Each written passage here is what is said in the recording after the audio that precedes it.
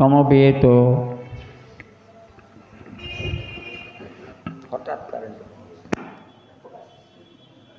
কৃষ্ণ কথা সুধামৃত রস আস্বাদনকারী ঐকান্তিক কৃষ্ণপাদপদ্মাশ্রিত সমগ্র ভক্ত সদস্যবৃন্দ,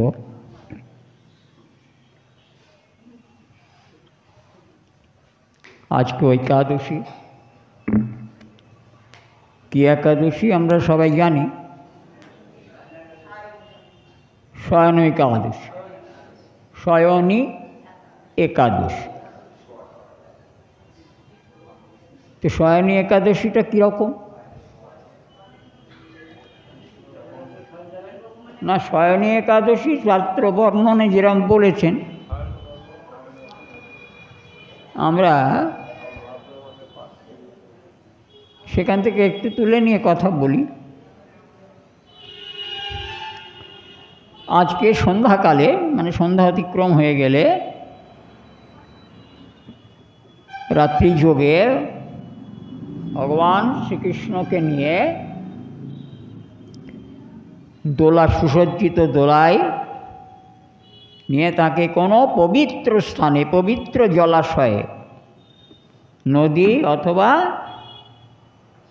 প্রতিষ্ঠিত কোনো পুষ্করণীর পাশে নিয়ে গিয়ে পবিত্র করে সেই জায়গা, সেখানে তাকে সেই দোলা স্থাপন করতে হয়। তারপর সেই দোলা থেকে তাকে নিয়ে স্নান করানো। জানা নেই মনে হয় সকলের।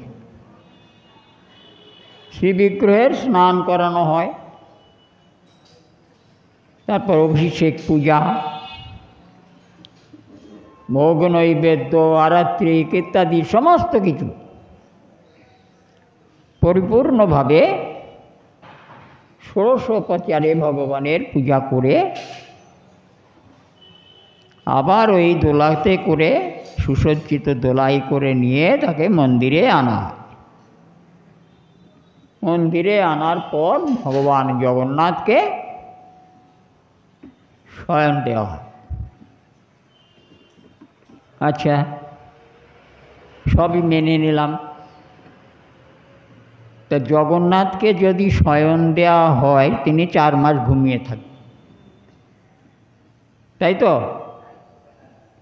জগন্নাথ 4 মাস ঘুমিয়ে থাকবেন। এই শয়ন একাদশী থেকে কোনোবার আশ্বিন মাসে পড়ে, কোনোবার ভাদ্র মাসের শেষে পড়ে। এই শোভনদ্বাদশী হয় না, ওর পরে শয়ন একাদশী, এই পার্শ্ব একাদশী। বাম পাশে শয়ন করানো হয়, ওই পার্শ্ব একাদশীতে দক্ষিণ পাশে তাকে ঘুরিয়ে শয়ন করাতে। আর উত্থান একাদশী তো আমরা জানি নিয়ম উঠে যায়, চাতুর্মাস্য যারা করেন। এবার আমার বক্তব্য হলো যে, তো জগন্নাথ যদি ঘুমিয়ে থাকেন 4 মাস, আমরা কি করব? জেগে থাকবো? আরে জগন্নাথ যদি ঘুমান 4 মাস, জগন্নাথ যদি ঘুমান 4 মাস, আমরা জেগে থাকবো? কথা বলুন। আমরা জেগে থাকবো? তাহলে আমাদেরও জগন্নাথের সঙ্গে ওই জলাশয়ে বা শুদ্ধ পুষ্করণীতে স্নান আদি করে খেয়ে দিয়ে নিয়ে ঘুমিয়ে পড়তে হবে। রাজি তো? 4 মাস ঘুমিয়ে থাকতে হবে। জগন্নাথ ঘুমাবে, আমরা ঘুমাবো না, এটা কেমন হবে?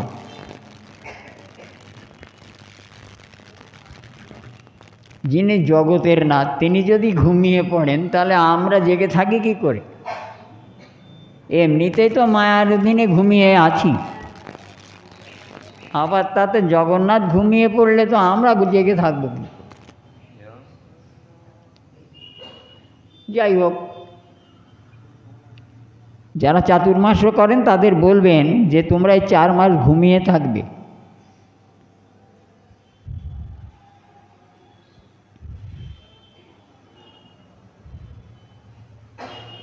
চাতুর্মাস্য সবার জন্যে নয়। এইটুকু শুধু জেনে রাখুন।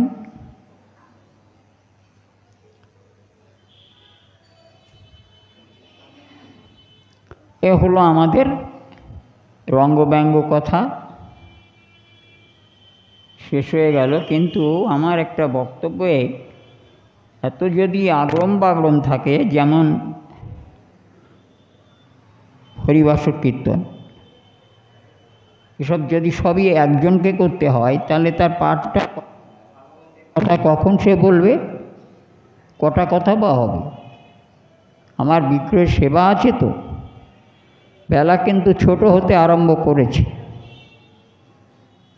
একটু খেয়াল রাখবেন। 5টার মধ্যে পাঠটা আরম্ভ হচ্ছিল, সেটা এখন বন্ধ করে দিয়ে ইচ্ছা মতন আবার সেই প্রথমের দিকে নিয়ে যাওয়ার অবস্থা আরম্ভ করেছি। এটা করলে তো আমি পারবো না, আমি তো বলেই দিয়েছি আমাকে 6টা সাড়ে 6টায় ছেড়ে দিতে হবে। আমি 2 ঘন্টা আপনাদের বসে পাঠ শোনাতে পারি, কিন্তু আমি 2 ঘন্টা পাঠ শোনালে আমার সব কে করবে? মানতে হবে তো এগুলো। তাই একটা লিমিট রেখে চলতে হবে আপনাদের, সেভাবে একটা লিমিটেশনের মধ্যে আসতে হবে। আর একটা কথা হলো এই যে, যিনি এখানে ভিডিও করেন তিনি কখনো কোনো ভক্তের ছবি দেখান না। একঘেয়ে পাঠক পাঠ করে যায়, আবার জঘন্য বাজে লাগে আমার খুব। মাঝে মধ্যে একটু ভক্তদের ছবি তো দেখাতে হয়, ভক্ত না হলে হয়? এই একঘেয়ে একটা পাঠ হয়, এই পাঠ হয়ে যাচ্ছে, কোনো ভক্তের দর্শন পাই না, কিচ্ছু না। মাঝে মধ্যে একটু ভক্তদের ছবি তুলতে হয়, সব জায়গায় সবাই করে। এ ভিডিওওয়ালা ঠিক ভালো না, আমাদের পাল্টাতে হবে। ভক্তদের কোনো ছবি ওঠে না, তাদেরও তো ইচ্ছা হয় 5 জন দর্শন করুক, অন্তত একাদশীর দিনে। তো আজকে আমরা যেটুকু আস্বাদন করব সব হবে না, ওই 2-1টা বিষয় নিয়ে হয়তো আলোচনা করব। কারণ আমি আগেই বলেছি যে আস্বাদন যদি ভালো করে করতে হয় তাহলে তো 1.5 বছর লেগেই যাবে। আজকে তো আরম্ভ হয়নি, অনেক দিন আরম্ভ হয়েছে না। আজকে যে বিষয়টা আমার আস্বাদন করবার মানে এখানে এসেছে আর কি, শ্রীমান মহাপ্রভুর কথা পূর্বদিনে শুনেছিলাম যে কত বড় দয়াল তিনি। আজকে তিনি গোস্বামীপাদের কাছে অম্বরীশ মহারাজের সেবা ব্যাপারটা বর্ণন করছে।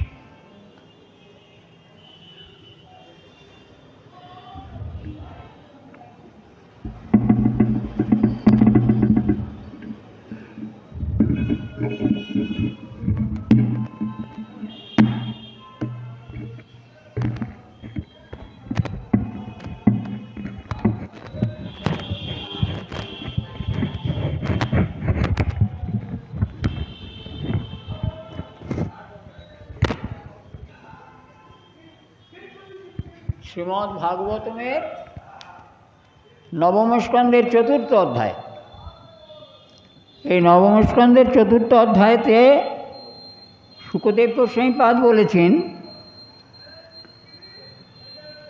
এখানে 16 থেকে 20 এই শ্লোক, 16, 17, 18, 19, 20, 5টা শ্লোক আছে।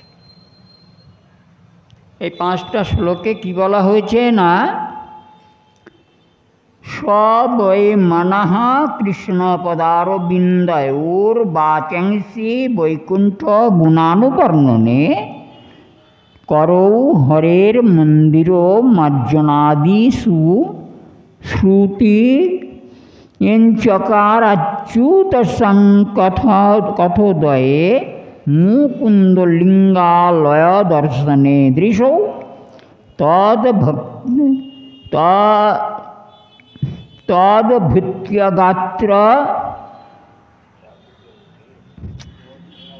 স্পর্শে হঙ্গ সঙ্গম ঘ্রাণঞ্চ তৎপাদ সরোজ সৌরভে শ্রীমত্তুলস্যা রসনং তদর্পিতে পাদৌ হরের ক্ষেত্র পদানুসর্পণে শিরো হৃষিকেশ পদাভিবন্দনে কামঞ্চ তস্যে ন তু কাময়া যতত্তম শ্লোক জনশ্রয়া রতিহি।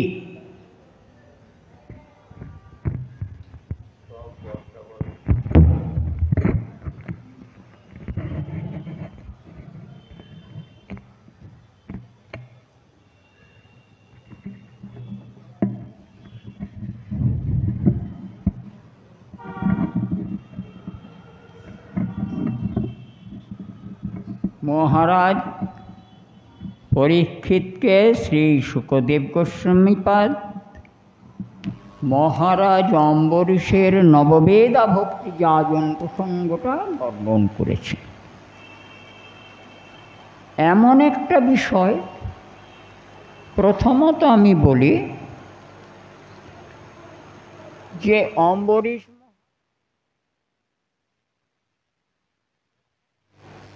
ক্ষত্রিয় রাজা, মহাবিচক্ষণ বুদ্ধিমান। আচ্ছা, আমাদের চাইতে তার টাকা পয়সা কম ছিল? একটু বলবেন। আমরা এখানে যারা বড় লোক আছি আর কি, আমাদের চাইতে মহারাজ অম্বরীশের কি টাকা পয়সা কম ছিল না বেশি ছিল? মনে হয় আমাদের চাইতে কম ছিল। আর আমাদের চাইতে বিদ্যা এবং বুদ্ধিও তার বোধহয় কম ছিল। আমাদের যত বিদ্যা বুদ্ধি আছে তার বোধহয় ছিল। বিদ্যা বুদ্ধি থাকলে গোবিন্দচরণকেও ভজন করে। বিদ্বান, বুদ্ধিমান, ধনবান তারা কি গোবিন্দ ভজন করে? করে না। তো তিনটেরই অধিকারী যদি অম্বরীশ মহারাজ থাকেন, তিনি তো ভজন দূরের কথা নববিধা ভক্তি জানেন। আমি তুমি কে হে, কৃষ্ণ ভজন করব না কেন? কি তোমার অভিমান, কি তোমার দম্ভ, কি তোমার দর্প যে তুমি কৃষ্ণ ভজন করবে না? সংসারের সব কিছু ভুলে যাও,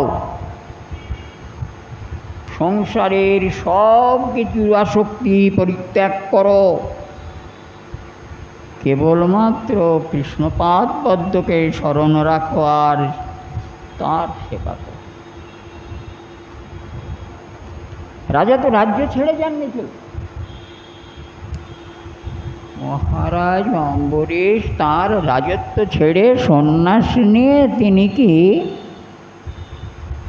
ভরত রাজার মতন বনে চলে গিয়েছিলেন? না তো যাননি তো। রাজপ্রাসাদে বসে নববিধা ভক্তি প্রতিদিন সাধন করছে। কীরকম সাধন করেছেন সেটাই সুখদেব গোস্বামীপাদ সুন্দর আর সুস্পষ্ট মর্মস্পর্শী ভাষণের দ্বারা বর্ণন একটা একটা করি।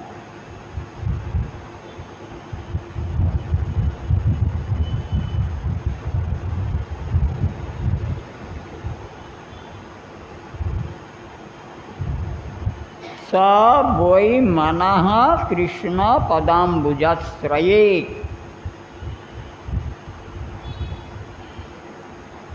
নির্দিষ্ট করে বলছেন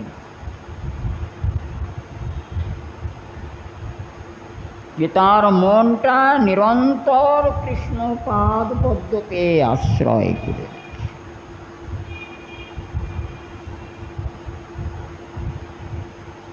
মহারাজ অম্বরীশ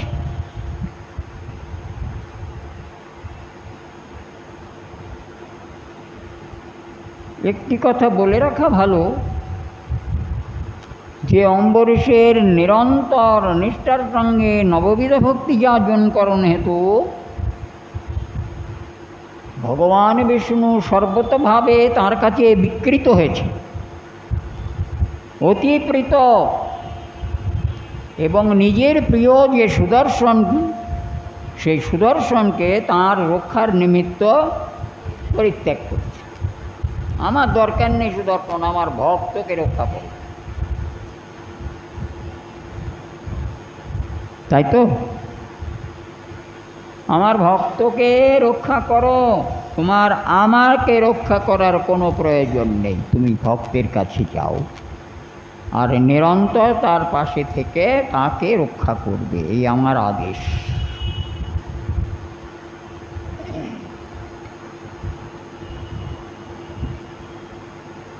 সেই সুদর্শন চক্র মহারাজ অম্বরীশের রাজ্যকে রক্ষা করছে, মনটা দিয়েই রেখে দিয়েছেন কৃষ্ণের। তাই বলছি যে সংসারের সব কিছু ভুলে যাও, কৃষ্ণ পাদ পদ্ম ফুল।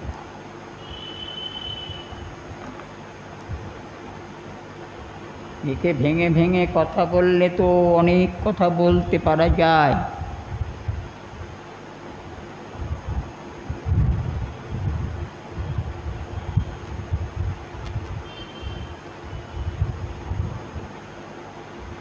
করৌ হরি মন্দির মার্জনাদ।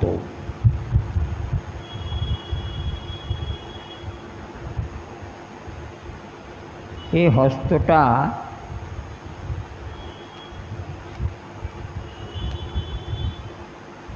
মহিমা আছে।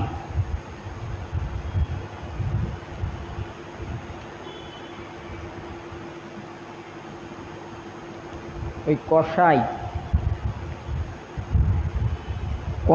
অ্যাবেটার, ওরা এই হাতে কি করে, মহাপাপ নিরীহ জীবকে, যে তোমার কোনো ক্ষতি করেনি, এহেন নিরীহ জীবকে নিরন্তর বধ করছে। ওর ওই কর যদি কাউকে স্পর্শ করে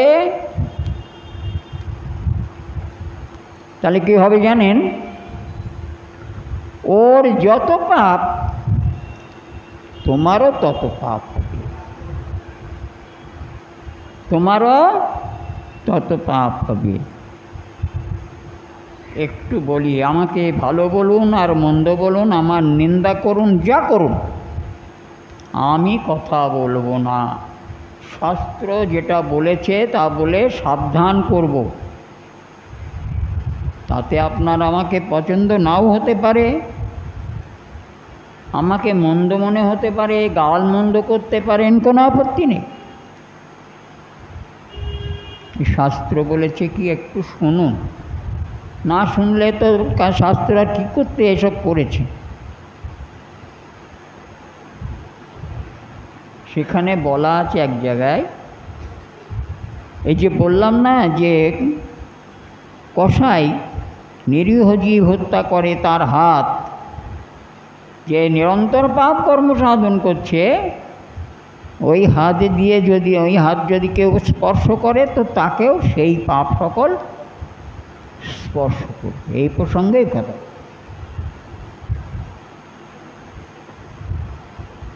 কসাই মাংস বিক্রি করে,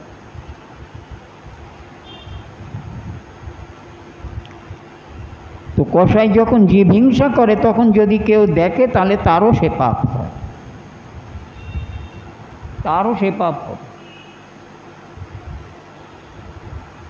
যে কসাইয়ের কাছ থেকে ওই নিরীহ জীবের মাংস কিনে নিয়ে যাচ্ছে তারও ওই পাপ হবে।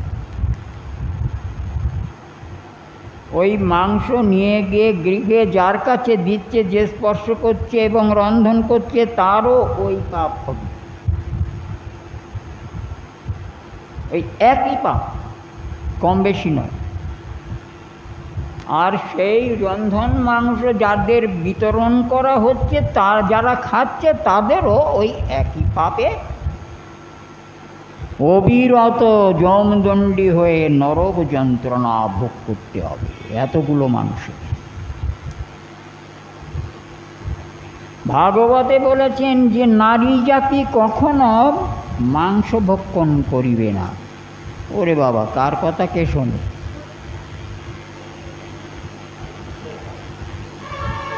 কার কথা কে শোনে? তো নারী জাতি যদি মাংস ভক্ষণ করে তার নরক থেকে পার হওয়া যায় না, নিষ্কৃত হয়।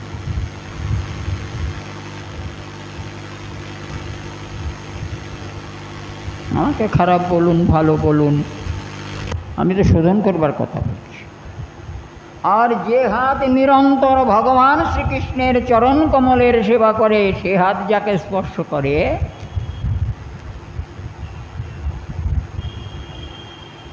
অতি পাতকীয় পাপ মুক্ত হয়ে যায়। তাই একই হাত, কর্মানুসারে হাতেরও মহিমা গুণ প্রকাশিত হয়, দোষ গুণ প্রকাশ হয়। তাই এই হাত কখনো তুমি ভগবত সেবা ছাড়া, নিজেকে রক্ষা করার ইচ্ছে থাকলে ভগবত চরণ সেবা ছাড়া কিছু করো না, যাতে তোমার অধঃপাত হতে পারে।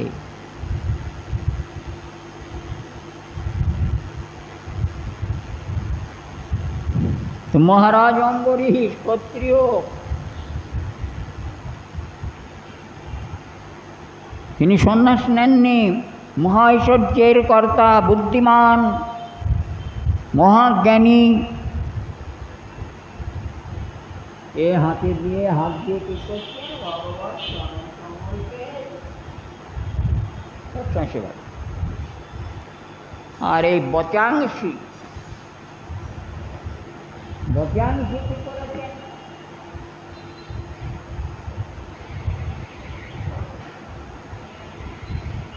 বৈকুণ্ঠ গুণানুবর্ণনম।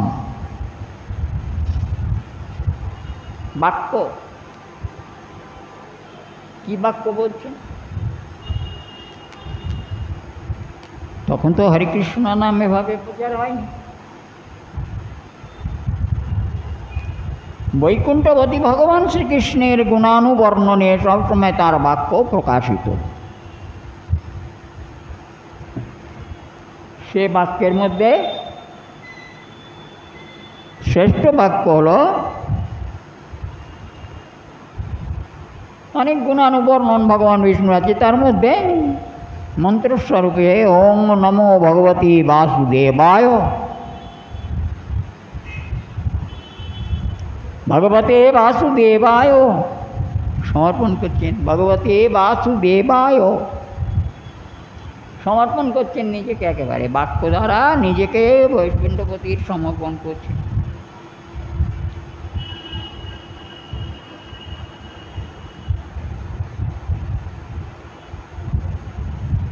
তাহলে কর হলো, বচন হলো,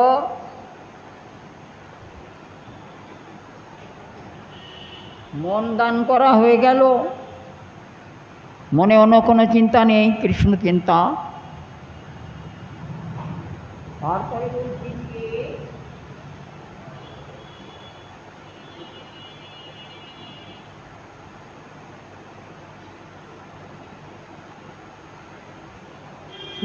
শ্রুতি চকারাত, শ্রুতি চকারাত কথোদয়ে। এই শ্রবণ দুটোকে তিনি রেখেছিলেন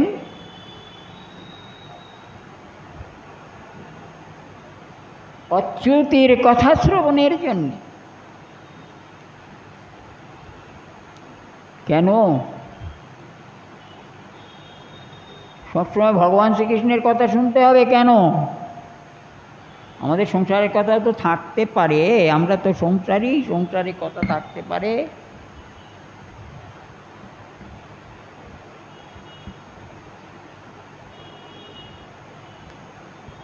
পাড়াপড়শির কথা, পাড়ায় কোথায় কি হয়েছে, কথাগুলো কুড়মুড়ে সুন্দর চানাচুর ভাজার মতন খুব ভালো লাগে কানে, তাই না? চানাচুর ভাজার মতন খুব ভালো লাগে। চানাচুর কেমন লাগে খেতে?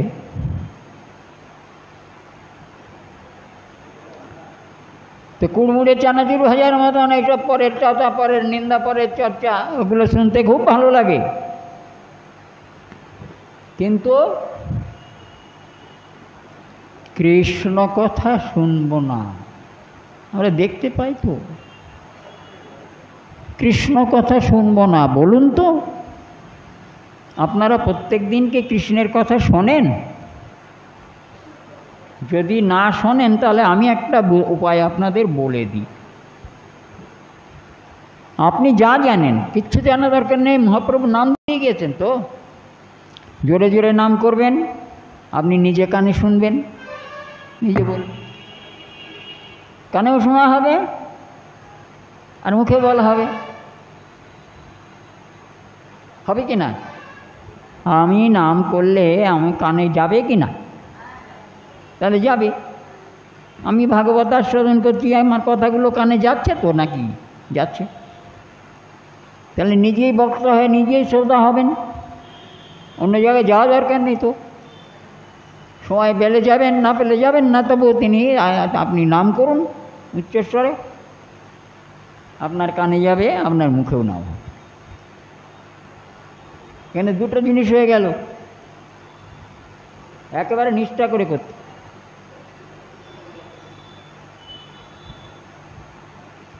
ওনার শ্রুতি দুটোকে সবসময় সাধু মহতের সঙ্গ, নিত্য তার গৃহে হরিবাসর,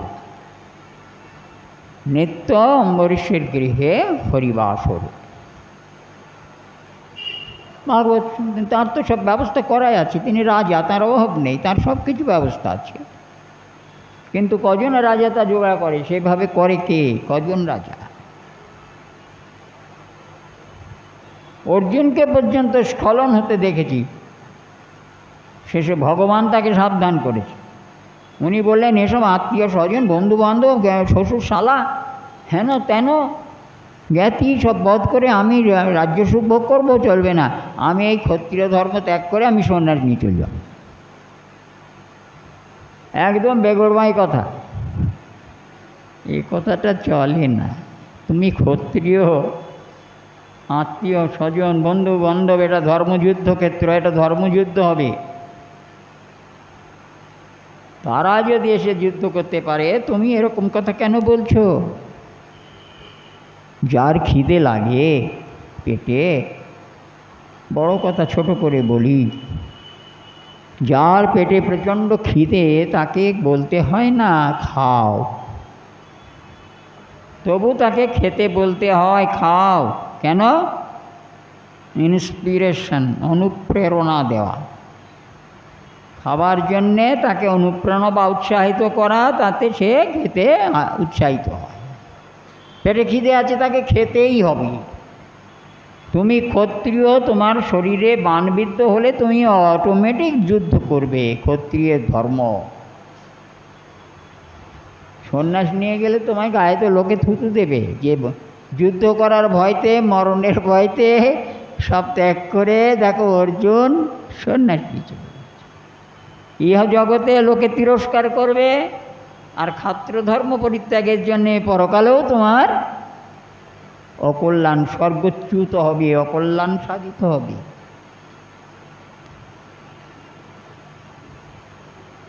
তাই ইহকাল এবং পরকাল দুটোই তোমার নষ্ট হয়ে যাবে। ওঠো, যুদ্ধ করো। এই খিদে লাগলে খেতে হবে, কিন্তু একজন উৎসাহিত। ভগবান তো জানেন যে ক্ষত্রিয় যুদ্ধ করবে, এই ক্ষাত্রচর্য ত্যাগ করতে পারবে। তাই ভগবান বলেছেন, ওঠো, যুদ্ধ করো। যুদ্ধ করা তোমার ধর্ম, তুমি এমনিও করবে, অন্য একটা তীর তোমার গায়ে লাগুক না, দেখবে রক্তে ক্ষাত্র ধর্ম প্রকাশ পেয়ে যাবে।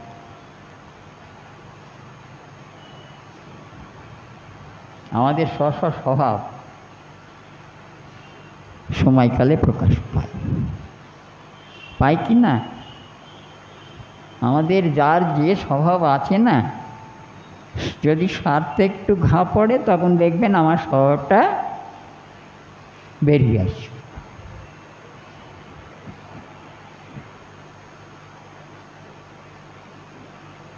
একেবারে কানকে কৃষ্ণ কথা শ্রবণে, অচ্যুত কথা শ্রবণেতে কানকে সমর্পণ করে দিয়েছে।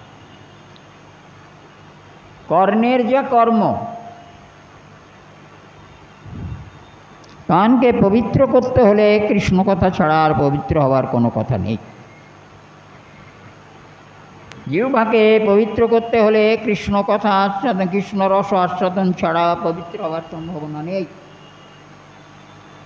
বাক্যকে শোধন করতে হলে কৃষ্ণ কথা ছাড়া বাক্য পবিত্র হবে না, কথা পবিত্র হবে।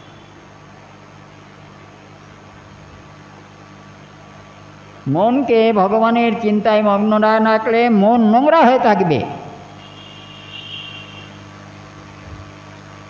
নোংরা চিন্তা করবে, আর ভারী হবে, নিচুগামী হয়ে যাবে। আর ভেঙে ভেঙে আমি বলতে পারবো না এত কথা, যেখানে যেটুকু বলবার আমি বলব, ভাঙতে গেলে টাইম।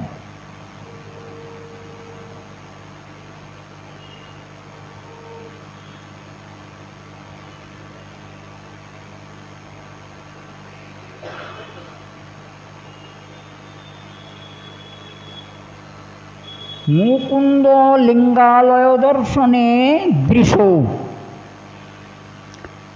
চোখ তো পেয়েছো, চোখের সার্থকতা আছে না? কুৎসিত দর্শন করিও না। মন কুৎসিত দর্শন করলে মন ওই কুৎসিত বিষয়ের চিন্তা করবে। সুন্দর দর্শন করো, মন সুন্দর হবে, পবিত্র হবে, প্রফুল্ল হবে। সেই সুন্দরটা কি? নয় একটা গান আছে নজরুল গীত, তুমি সুন্দর তাই চেয়ে থাকি প্রিয়, সে কি মোর অপরাধ। তুমি সুন্দর তাই চেয়ে থাকি প্রিয়, সে কি মোর অপরাধ। চাঁদের হেরিয়া কাঁদে চকরিনি, বলে না তো কিছু চাঁদ। তুমি সুন্দর তাই চেয়ে থাকি প্রিয়, সে কি মোর অপরাধ। মেঘ হেরি ঝুরে চাতকিনি মেঘ, করে না তো প্রতিবাদ। মেঘ ফেরি ঝুরে চাতকিনি মেঘ, করে না তো প্রতিবাদ। জানি সূর্যের পাবে না অবুঝ সূর্যমুখী, তবু চেয়ে দেখে তার দেবতারে, দেখিয়া সে যে সুখী। অবুঝ সূর্যমুখী।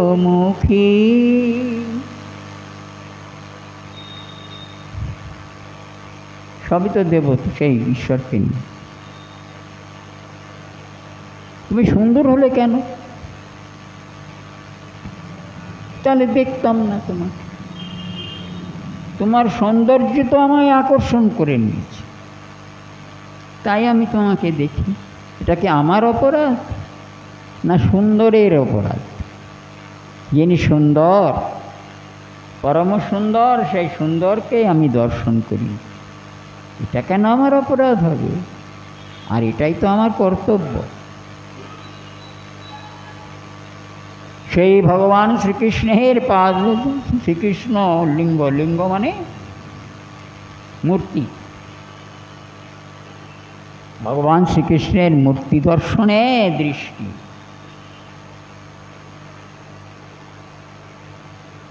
ও বিগ্রহ প্রতিমা নয়। প্রতিমা বললে নরকপাত হয়ে যাবে। ওই শ্রীবিগ্রহ প্রতিষ্ঠিত বিগ্রহ উনি সাক্ষাৎ ব্রজেন্দ্র নন্দন, উনি সাক্ষাৎ বৃষভানু নন্দিনী। তুমি মনে করছো তোমার কথা শুনতে পাচ্ছেন না? তুমি মনে করছো তোমাকে দেখতে পাচ্ছেন না? তুমি মনে করছো তোমার মনের বাক্য তিনি জানতে পাচ্ছেন না? তা নয়, তিনি সাক্ষাৎ তোমায় দেখতে পাচ্ছেন, তোমার কথা শুনতে পাচ্ছেন, তোমাকে জানতে পাচ্ছেন।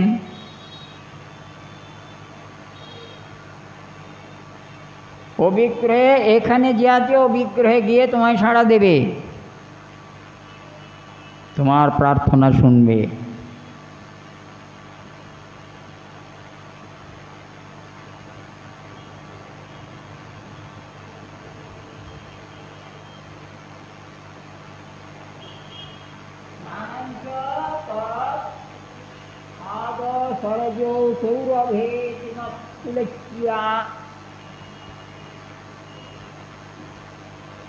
রসনাম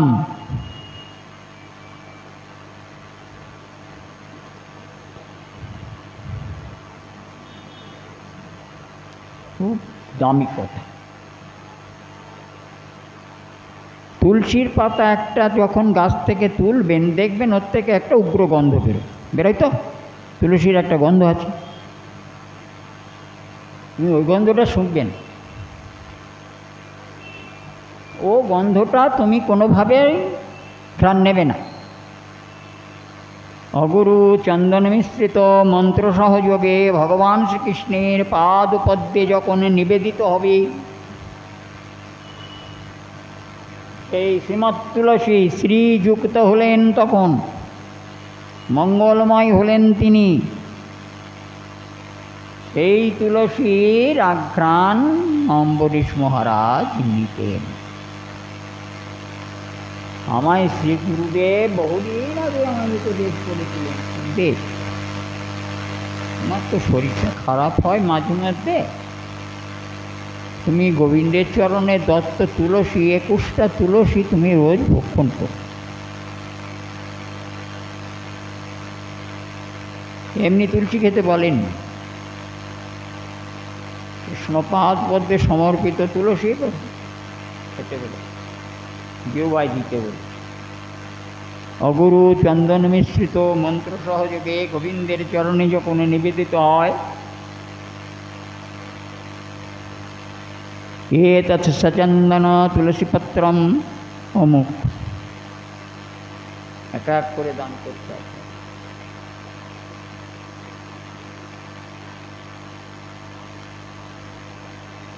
ওটা গুরুর কাছ থেকে জেনে নিতে হবে কোথায় কত, কোন চরণে আগে দেবে না দেবে, কোথায় কীভাবে দেবে।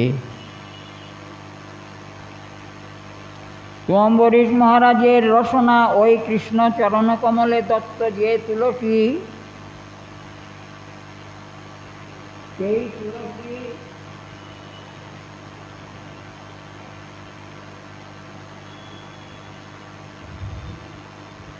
এই রসনায় দান করবে। জিহ্বায় চাঁদ নেবে, সর্দি কাশি সারানোর জন্যে নয়, রস করে খানিকটা মধুর সঙ্গে মেরে দিয়ে খা। আরে গোবিন্দ সেবায় দে, তারপরে খা, তা কেউ খাবে, ফল হবে না, ভগবতের অতিমতি হবে না এর থেকে।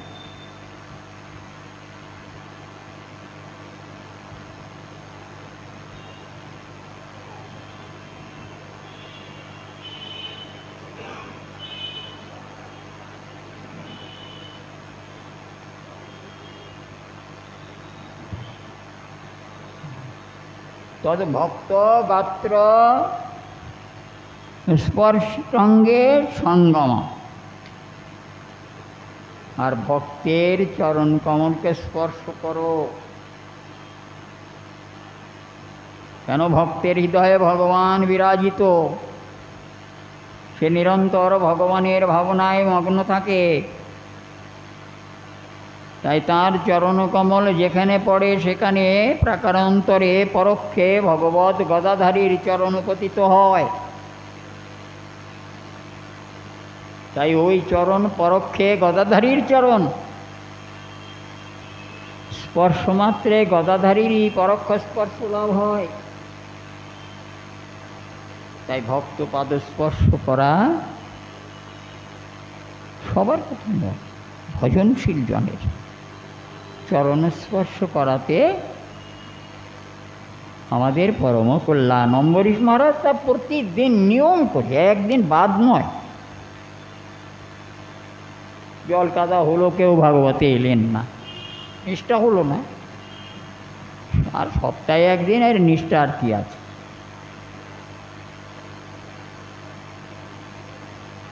এভাবে ভক্ত অঙ্গ সঙ্গম, তার অঙ্গস্পর্শ মানে পরোক্ষে ভগবত স্পর্শ, তাতে পরম প্রীতি লাভ।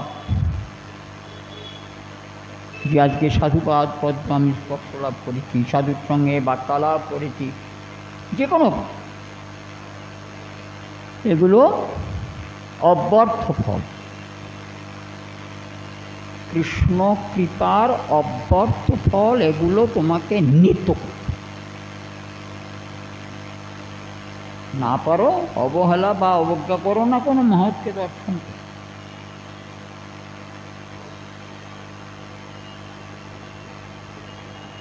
তিনি কাজ করতেন।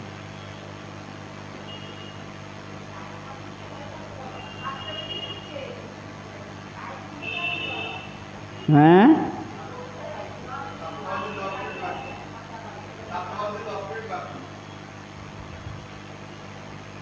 ও মা,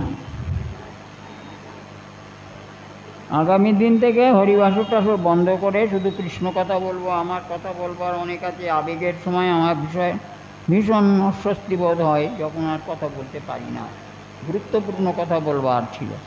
তো যাই হোক, আজকে তাহলে আর হবে না। আজকে তাহলে তুলসী ভাই দান করা